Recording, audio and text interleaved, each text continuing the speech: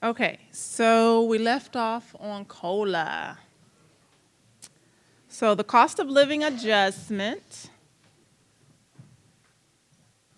the annual cost of living increase is based on the percentage index in the consumer price index increase, excuse me. Normally, the rate is effective December 1st of each year and payable in January 1st annuity check. An annuitant's first COLA is prorated based on the number of months of an annuity that the annuity is on the rolls to be in the COLA. So I'll explain that in just a minute. A month is created only if the annuity commenced on or before the last day of the month. The full COLA, as prescribed by law, will be received each year thereafter. The COLA for 2015 is 1.7%. Okay, so this is the COLA. If you decide to retire, depending on what month you retire in, depends on how much COLA you're going to receive come January 1st. So basically, COLA is, if you do like a fraction problem, it's based on 12. So if you, however many months you're retired for that calendar year, you put that above the number 12. So if you retire in May, so then June, then you would have 6 months over 12. So you get half of the COLA in January. After that, you're going to start receiving the COLA every year, the right amount. So, but your first year that you retire, it's based on however many months that you are retired that you receive the COLA. Is that about clear as mud? Okay.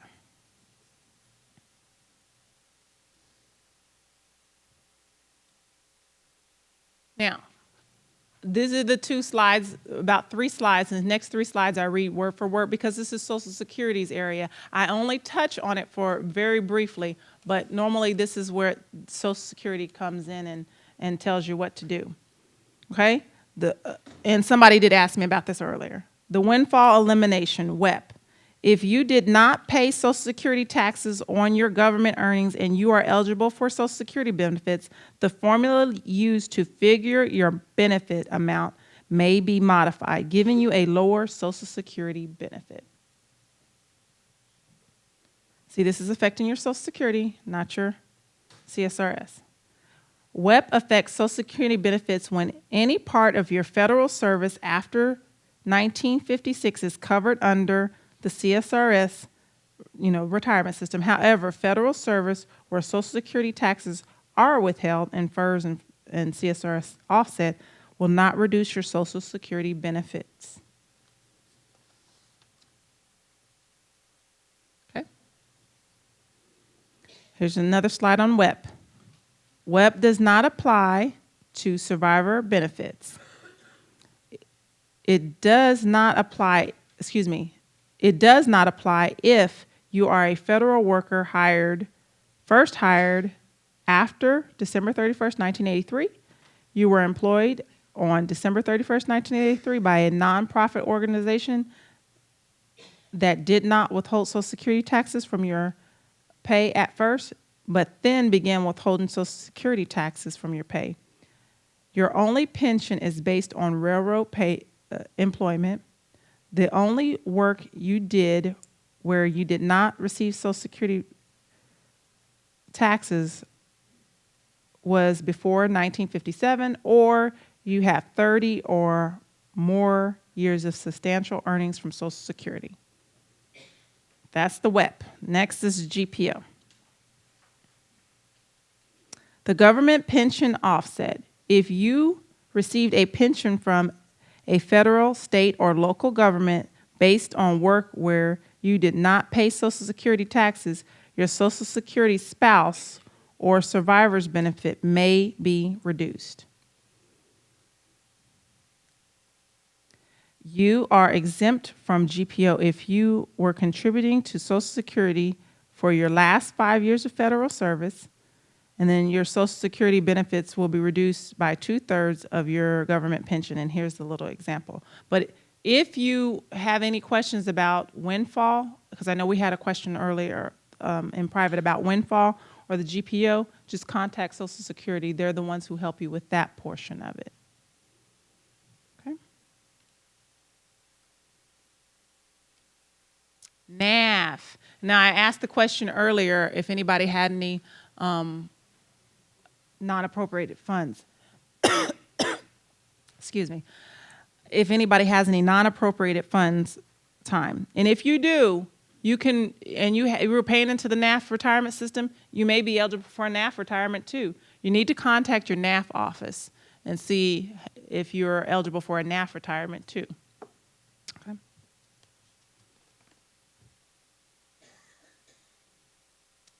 Okay. If you are coming back to the federal government as a re-employed annuitant, please let us know. If you're coming back to the federal government in any form, if you're going to go to the NAF office, if you're going to work for the federal government in some form, please let us know, because your annual leave is going to be paid out to you, and guess what? It's going to hurt when they come and get it, because they're going to come and get it and they want taxes to go along with it. So make sure you let us know that you are going to be a rehire, that you're going to be a re-employed annuitant. So that way we can get you, we won't pay your lump sum annual leave out, because you don't want it paid out if you're coming back. Okay? Just let us know at the Army Benefit Center. Say, hey, you know what? I got another job, and I'm only the re-employed annuitant. Means you're going to be getting your retirement check, and then you're going to work for the federal government doing something else that's not covered by a retirement system. Usually it's just FICA.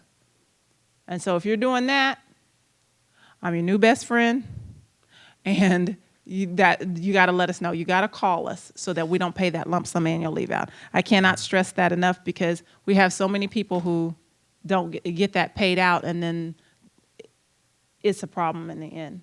Okay?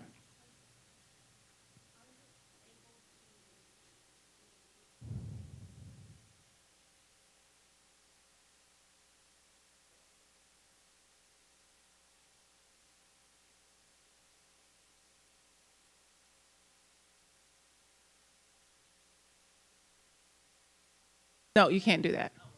Yeah, when you leave she asked, can you leave the federal government and get your CSRS retirement, and then turn around and get your FERS retirement and can start contributing to the FERS retirement system? And no, you can't. You would come back as a re-employed annuitant. Okay?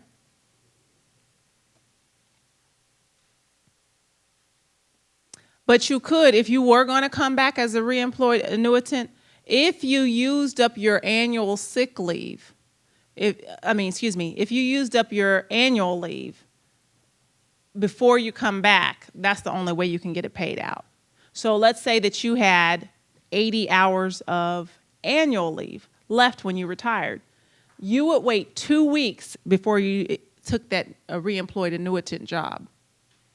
And then that way you wouldn't have a penalty. You get your lump sum paid out to you. So as long as you wait however much time leave you have, then you wouldn't be penalized. You can get your lump sum annual leave and still take a federal job. Okay. So now we have the health insurance. And with the health insurance, you could, right now, you can have the self-only and the self and family if you're retiring right within this year.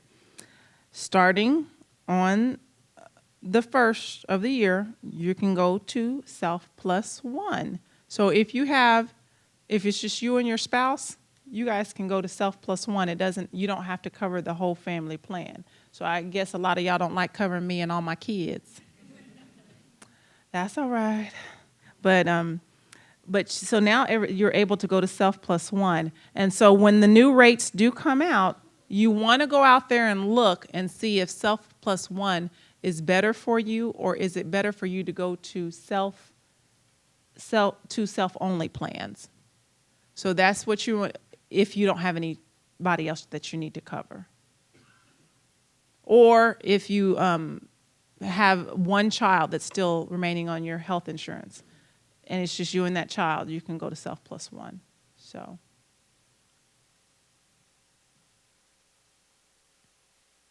Okay, so look up on the OPM website. That's your homework, is to see if it's beneficial for you to go to self plus one or go to two self-only plans if you're both federal employees. Yes, sir.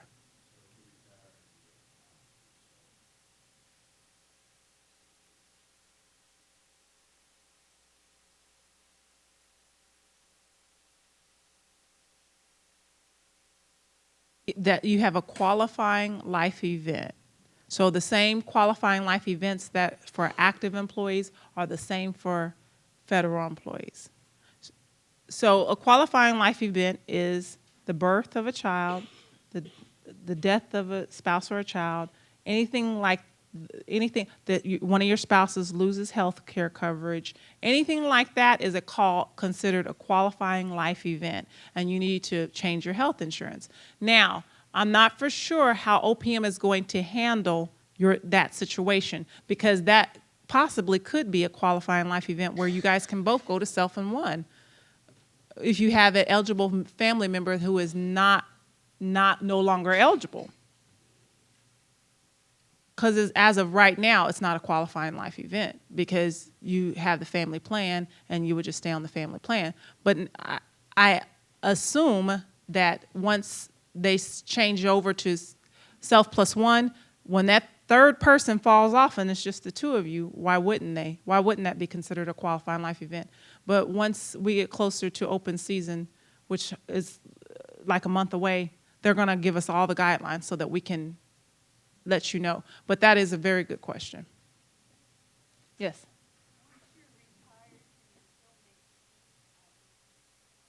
Correct. You have the same qualifying life events and open seasons for federal employees. The only difference with retirees is that your insurance begins on the January 1st. Yes, ma'am. There was a discussion at the break that has me kind of concerned. Okay. Somebody said to me, you got to be careful with selecting self-plus.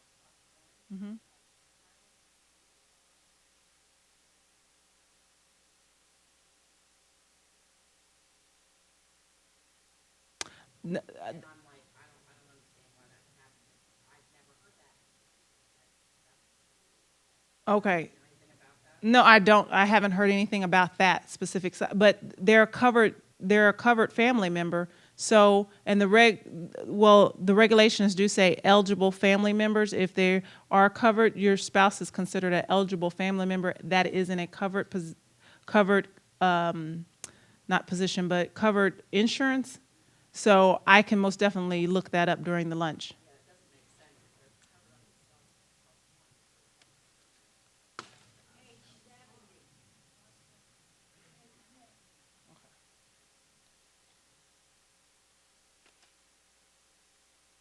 70. My slides are a little bit different than yours.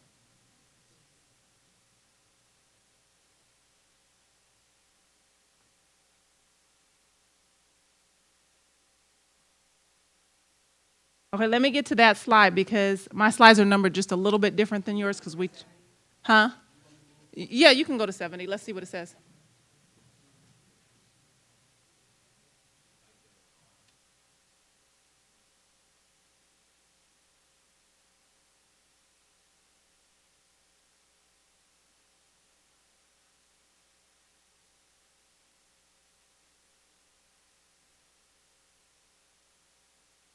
Slide 70.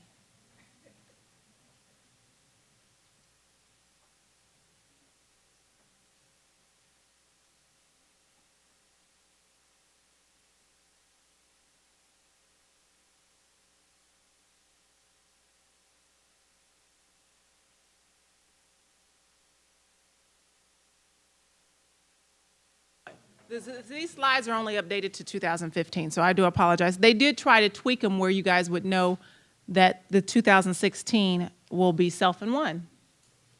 Okay? So we were on 66.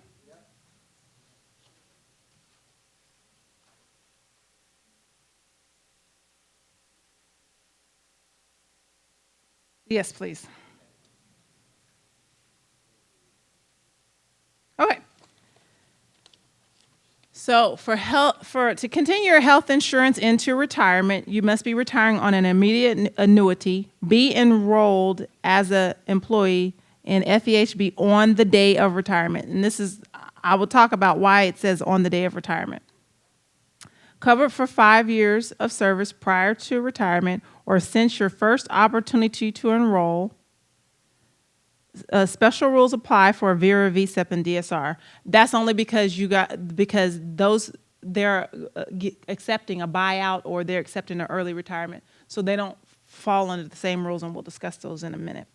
Coverage as a family member under FEHB or Champus/TRICARE count towards a 5-year requirement. Employee must be enrolled in FEHB prior to retirement and provide proof of that coverage with your retirement application when you apply for retirement. So this is what someone earlier was asking me. What I plan to do when I retire is my husband we're covered under his TRICARE right now. When we do retire, I'm going to, a year before I retire, during open season, I will go out and get health insurance. FEHB with the federal government. I will buy that, and then once I do retire, I will suspend my health insurance and just keep my TRICARE like I have always been doing. The reason I'm doing that is because it leaves me the option to always have FEHB. So when I get my dream job in the Bahamas, I'll say, you know what, they don't have good TRICARE here. I'll go ahead and get FEHB with the federal government. And that way I can. So what if you have FEHB now? Mm-hmm. Okay, and TRICARE at the same time? Okay. Could I suspend it at any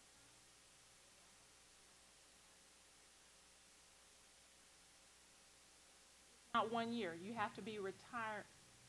You have to be retiring with it in the. Basically, I don't want to say bank, but on your retirement date, you have to have FEHB. So let's say during this open season, I was to go ahead and enroll. If I retire January 1st, I'm not going to have FEHB into retirement because the health insurance does not begin until the first pay period in January, which would be like January the 11th, 2016. So if I decide I'm going to retire during open season, and during open season, what I would do is enroll. I would then retire January 31st, because I'm a FERS employee. I would retire January 31st. I will have had my FEHB for only 2 weeks, like 2 or 3 weeks. And then I would suspend it on February 1st. And I would just continue with my TRICARE. So it doesn't matter how many days you have it. So even if I did enroll in FEHB, and it's not during open season, it's not effective till January 11th. If I retire January 12th, I get to keep my health insurance. That option, should I say? Okay, so as long I don't have to. Okay, right now I have FEHB and TRICARE. Okay. Yep. And I've always asked that question: do I have to have both at the same time? But the answer to that is if I can suspend my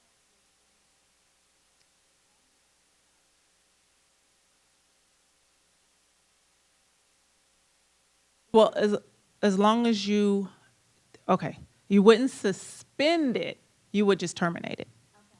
So let's say that you were happy with TRICARE. You can just drop your FEHB, and then you would have to enroll in it if you have an open season, during open season, or you have a qualifying life event. So prior to your retiring. So normally people are planning to have a qualifying life event because they don't want anything traumatic to happen in order for them to retire. But So what you would do is prior to you retiring, you would say, okay, if you're going to retire January the 1st, 2nd, or 3rd, I would not wait till the open season in October. I would do it the year before that, because you're not going to be covered. So you're going to have to look at the calendar and say, I'm going to be covered on, this year is January the 11th. That's the first day that anybody who's enrolling during open season will be covered, is January the 11th. So if you have TRICARE and you don't have FEHB, then you're not going to get it if you retire 1st, 2nd, or 3rd.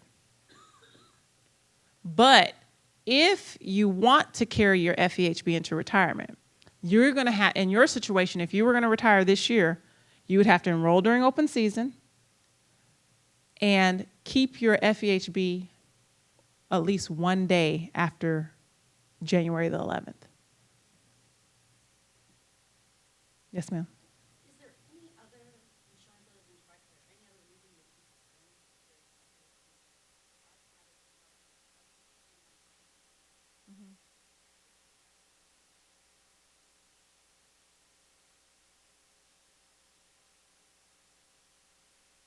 Is it TRICARE? I mean, is it any federal or? state you're talking? It's a state. No, you can't. So it's only TRICARE. Yeah. It's a state. Good questions. Okay, there was a question in the back. Did we already answer it? Okay. Okay, so I'm ready. Yes, ma'am. Okay.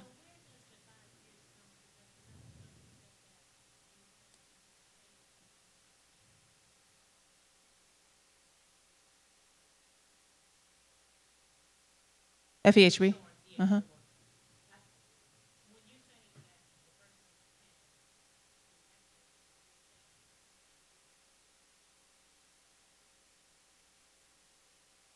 TRICARE counts towards that.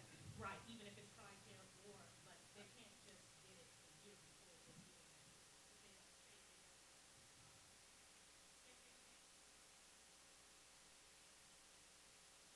they don't, Right, right. It has to be 5 years prior to retiring. So let's say some people, I believe it's the reservists who get it when they turn 60. And then as long as they have TRICARE for 5 years and they decide they want to retire at 65, they can enroll in FEHB during the open season when they're 64, and then when they turn 65, they decide to retire. They've had FEHB. You have to have FEHB on the day you retire in order to be eligible to carry it into retirement. Okay. As clear as mud? Yeah. Right. You don't have to have a specific plan. So if you have, I guess the most common one with federal employees is Blue Cross Blue Shield. So if you have Blue Cross Blue Shield for 2 years and you say, you know what, I want Kaiser, and you have Kaiser the next year, and then you have GIHA the next year, you can, as long as you have FEHB, a federal insurance, for the 5 years, that counts. It doesn't matter if you switch it up. Okay, good questions.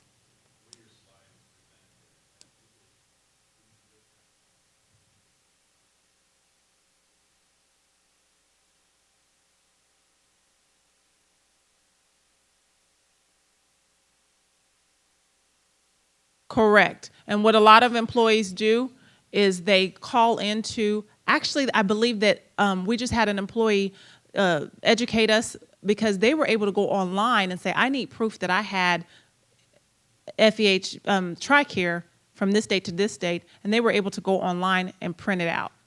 So I'd submit their request, and they had it to us within 2 days. So I don't know if it's their TRICARE may be moving on up because you're able to get your request a lot quicker. Okay. I'm sorry to ask all these questions. That's okay. That's what I'm here for. Combination of the two still has me thinking too. Okay. Okay, so I've been under TRICARE for 3 years. But he's gonna bring you the mic.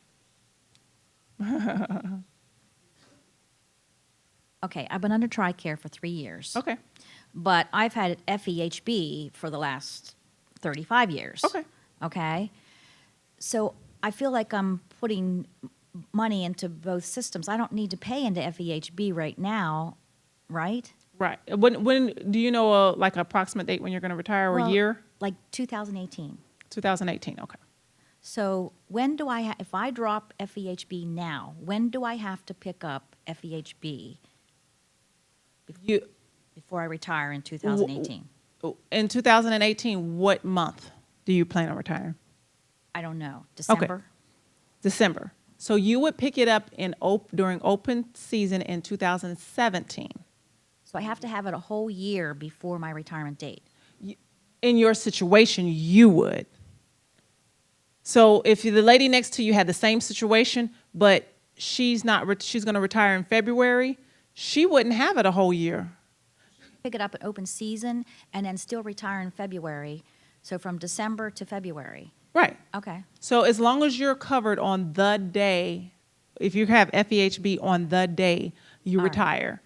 Okay. And we have some people who pick it up during open season and they retire the very next day after their health insurance is effective.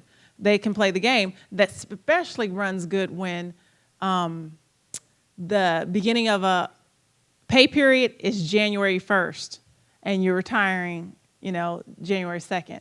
So that really works good for people who, when they can look at a calendar and say, you know what, this is going to work out for me. But no, you wouldn't have to have both until the open season prior to the year you're retiring. Good questions. Yes, sir.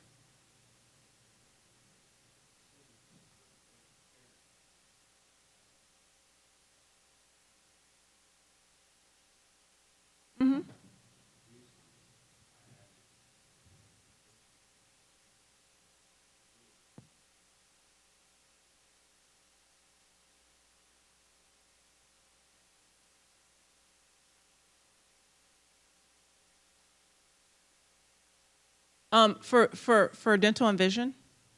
Okay, dental and vision has different rules than we do.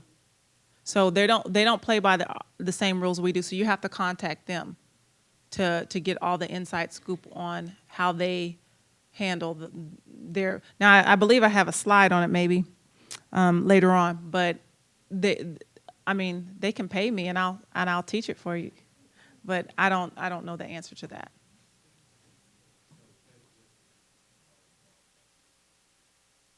Say it one more time.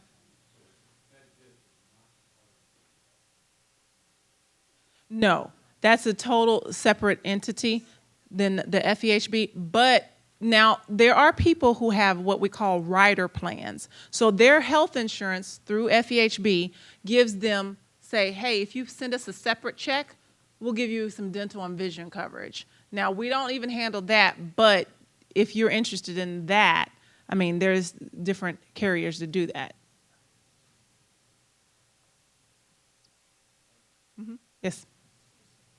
We're filming this, and if you're not using the microphone, it's not recording the session. Okay. So I would like to ask everyone who wants to ask a question, please pick up the microphone. We'll bring it to you. Yes, ma'am.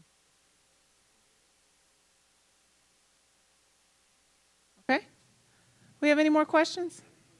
We see no hands now. Okay. Here it comes. They're passing.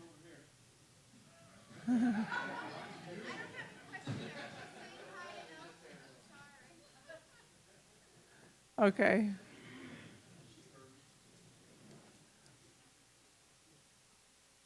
Okay. So we can go on to the next slide.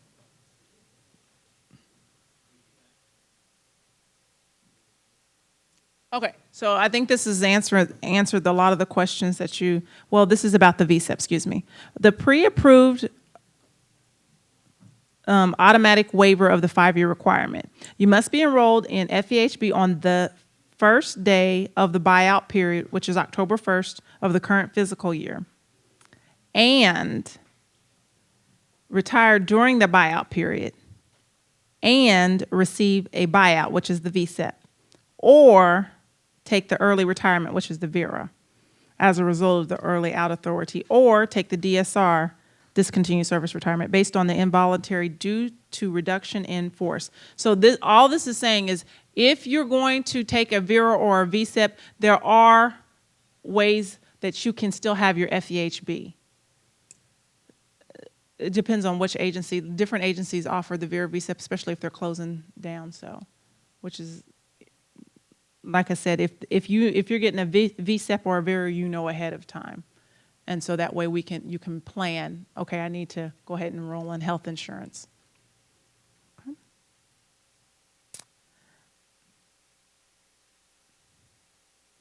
The cost. Now, this is when you look. If anybody ever got an estimate from our office. Okay, we got a few people. If you get an estimate from our office, you're going to see this ridiculous price of health insurance. The price is the same for active employees as it is for retirees. The reason it looks so much more is why?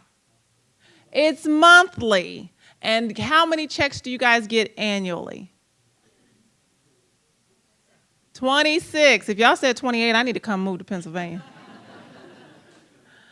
26. So since there's only 12 months in a year, they have to add those extra 2 checks because the health carriers just said, you know what?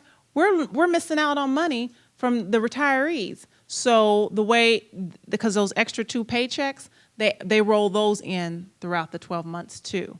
So it looks like you're paying more as a retiree when you get those estimates, but you're really not. Retirees pay the same amount as we do. So don't be afraid when you see that high price on there. It's the same price. You have the same plans. You have the same open seasons. Once you cancel your health insurance into retirement, you can never have it again. So let's say that you have it and you retire and you're happy with it, and you say, oh my goodness, I want this, I want to change it, and I want to try something new. If you cancel it, it's gone.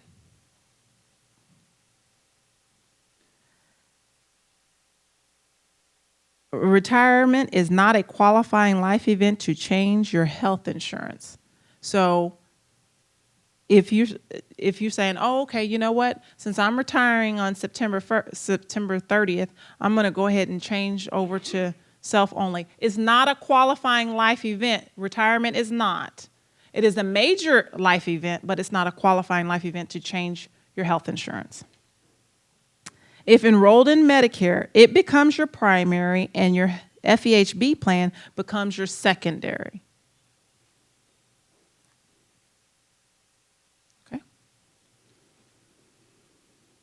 Retirees can suspend FEHB for TRICARE. I think we've touched on that. Medicare or state-sponsored plans. So somebody did ask about that. Or a similar state-sponsored plan, but I will look into that before I canceled anything.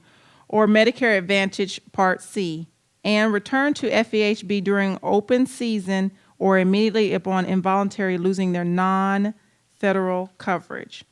Retirees do not participate in premium conversion. So as an active employee, we do participate, and that's why we can't change it. Unless you've already elected not to participate in premium conversion, that's why you can change yours. But if you are not participating in premium conversions and retirees don't, that's why you can change it after you retire. Your spouse is eligible to continue FEHB coverage after your death only if they have self and family coverage and you elect to provide a survivor benefit at retirement. And I'm also going to put in here to phone my boss and make sure that changed to self and one, and if it is self and one, it should be.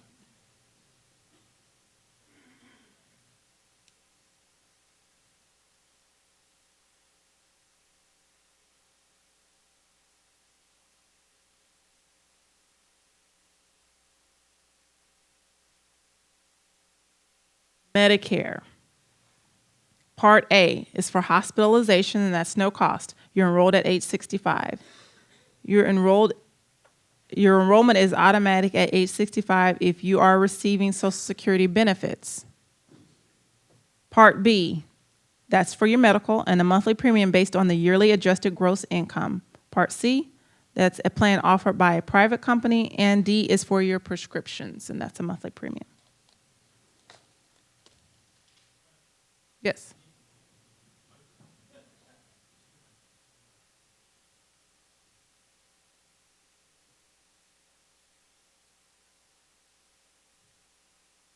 Says automatic at age 65 if you're receiving Social Security benefits. What if you're not? Then it's not automatic.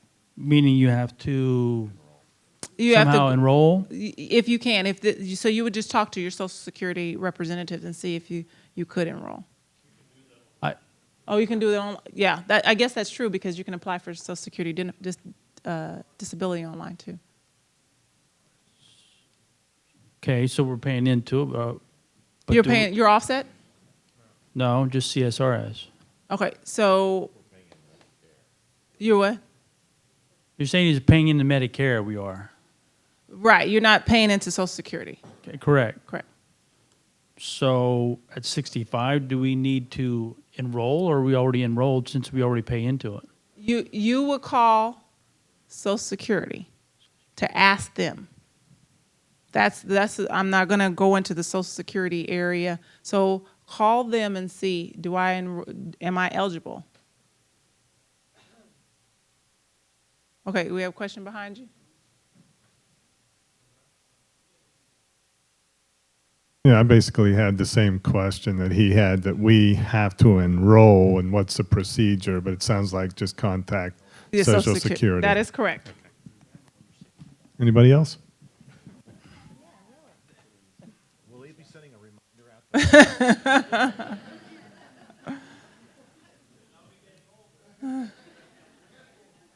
out? Okay, so we're going to move on to the life insurance.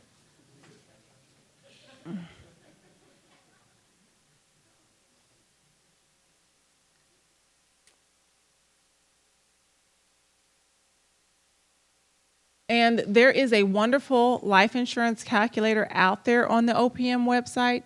And if you do have any specific questions, just call OPM. But we do answer a lot of questions at our office because we do your retirement. Okay? So we're ready. Okay, so you can continue your life insurance into retirement if you're retired on an immediate annuity and you're insured on the date of retirement.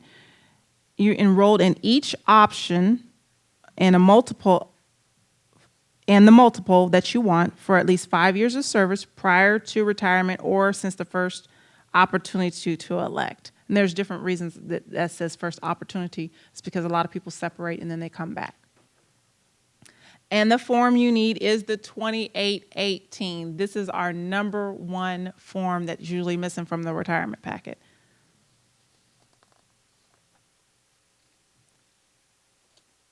Okay.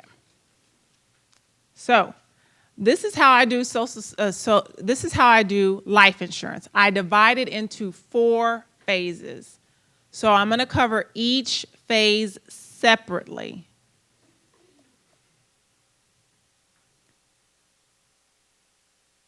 Your basic life insurance.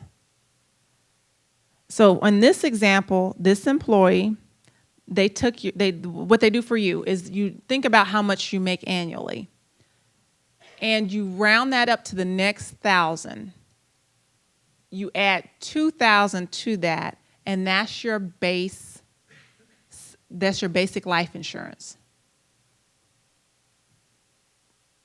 So for this example, this employee makes $51,400, which equals $52,000, because it's the rounded to the nearest 1,000, and they add 2 more thousand. So this employee, just with basic only, has $54,000 worth of insurance.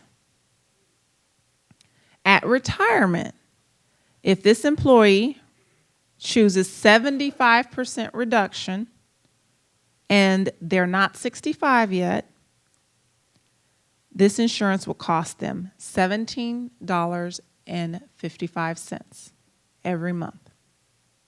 Once they do turn 65, it'll be free. Or if they retire after they turn 65, it is free. This is our most popular. Federal employees seem to like free.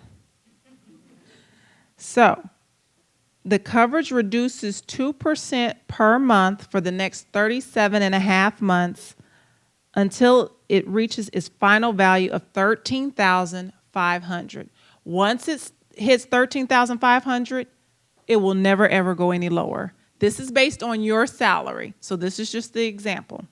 So just in your mind, think of what if my salary reduced 75%. This is how much my loved one would get. But it would be for free. So the person lives to 85, their family members got $13,500, and they didn't pay anything for it for 20 years. So, and they're guaranteed that. Option 2 will be 50% reduction. So for your basic, for the basic pay, we're still talking about the $54,000. It will cost this employee $52.11 every month. If once they turn 65, or if they wait until they're 65 to retire, it will cost them $34.56 every month. Once they turn 65, or let's say they retire when they're anytime after 65, it will automatically start reducing 1% every month for the next 50 months until it reaches its final value of $27,000, which is half, 50% reduction. So they would know that their loved one is getting nothing less than $27,000. And some people, you need that much. Your family is going to need that much to survive without your income. So they would be paying it. No reduction. For the no reduction, you would pay $122.31 every month before age 65. After age 65, it goes down to $104.76 per month. But that would ensure your family got the full $54,000. So these prices are based on your salary. So the numbers would differ depending on how much you made. Okay? Now that's just basic. If you have the additional option A, then that's an additional $10,000 on top of the basic. And these are the prices depending on when you retire. That option A will cost you. At age 65, it's free. You can't continue it as in keep paying for the $10,000. At age 65, it is no cost, and it starts reducing 2% per month for 37 and a half months until it reaches $2,500. Once it reaches $2,500, it will never go down ever. So just with the basic and the A, this person, for free, their family member would get nothing less than, it says 13, 14, 15, 16,000. They would get nothing less than 16,000, and it wouldn't have cost them anything once they turned 65. But you don't have to choose the 75% reduction just to get the A, but you do have to have the basic in order to have the A. You can't have, if you want any of the other options, you have to have the basic. It's kind of like cable. If you want any of the specials, you got to have the basic cable, right? Okay, so for B, now this is the big one. We're still using the example of the employee making $51,400. They round the B up to the next 1,000. So if you only have B times 1, that's 52,000. B times 2, that's 104. And you just keep it. So it depends on how many multiples of B you have, depending on how much it's going to cost you. And B is very costly. And this is only one B times 1. So you think about it, if it keeps increasing it with every multiple you have. So B gets pretty expensive. So if people want to reduce their life insurance in a retirement, is usually the B that they reduce. Now, you do have full coverage. You have two options on B. You have full coverage, and at age 65, no cost, and the coverage reduces 2% per month for 50 months, at which time the coverage ends. So if you retire and you have option B, and you retire after you have turned 65, just choose full reduction because it's already free. And if I was the one working your retirement, I would give you a call and I would say, just a minute, you don't want to say no, you don't want B. It's already free. Mark full reduction since it's already free. If you say no reduction, then the premiums will just continue. So like for me, I have B times 5. If when I retire, if my husband and my children are all well taken care of by then, I may be reduced to B times 1. Because I don't want him to get rich off my debt. I ain't trying to make him rich. But I do want him to be comfortable. And so that way, I'm not paying an arm and a leg for B, but I still know that he will be well taken care of. And our house will get paid and our kids will go to college or whatever. But this takes a big chunk out of our first retirement, so option B does. Okay, so as long as you have it prior to retiring, you can carry it into retirement, the 5-year roll though. Next one, the last step in the FEGLI is option C. This covers your family members, any eligible family member. Your spouse for $5,000, each child $2,500. If you have C times 5, which I do, it covers all of my children and my spouse. So if you have and or children, spouse and or children, it will cover everybody. So a lot of times people say, well, I don't need my C anymore. I said, well, because I'm divorced. I said, well, your children still eligible for your option C? They're under the age of 22? Yeah. Well, then you are right to keep your option C. Now, on the other hand, I have had people where their spouse has passed away and their children are over the age of 22 and they're still carrying the option C. That is a lot of work to get them a refund of all that money, but we do it. And so if you're not eligible for option C anymore, make sure you change your life insurance right away so that you're not paying for something you don't need.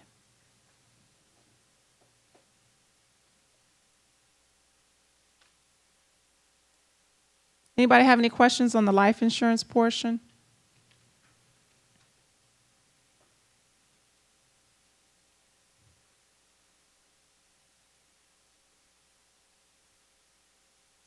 Okay, the thrift savings plan. This is what I'm going to have to live off of. You ready? Take a break? Okay. Mr. Keith is going to come on up. Give us instructions for lunch.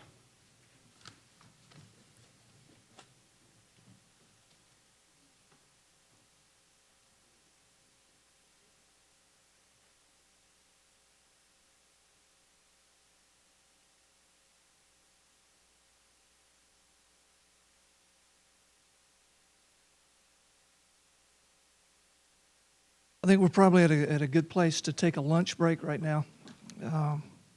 There are maps on the table as you exit this room that indicate places on the installation where you can eat.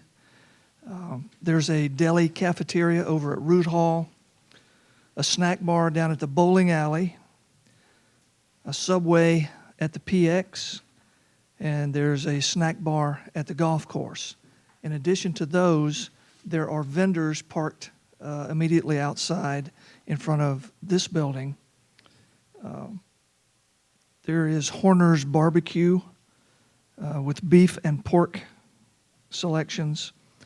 There's also Gary's Pig Roast with burgers and pit beef and ham and a variety of other things, and the potato coop vendor out there with flavored French fries and a variety of other things, chicken and so forth. Those last two, the potato and the pig roast, do accept credit cards. The barbecue place is cash only. So we'll take a lunch break now and reconvene at 1300.